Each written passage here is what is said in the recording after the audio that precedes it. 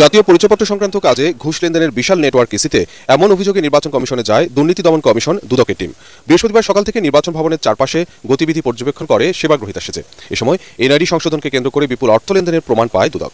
কম্পিউটারের দোকান, আনসার, দালাল, পুলিশ সদস্য থেকে শুরু করে কমিশনের কর্মকর্তারাও এতে জড়িত রয়েছেন বলে জানান দুদক কর্মকর্তারা। এনআইডি কারেকশনের বিষয়ে ঘুষ লেনদেনের একটা নেটওয়ার্ক তৈরি হয়েছে। তো নেটওয়ার্কটা আসলে ওই যে বাইরে দোকানে আপনার যারা দোকানদার আছে, বাইরে কম্পিউটার দোকান থেকে শুরু করে মাঝখানে দালাল, এখানে আনসার, পুলিশ সদস্য থেকে ওই কমিশনের মধ্যে কর্মকর্তারা জড়িত হয়। তো আমরা ইনিশিয়ালি যারা প্রাইমারি হ্যান্ডে যারা কাজ করে তাদেরকে আমরা আইডেন্টিফাই করছি।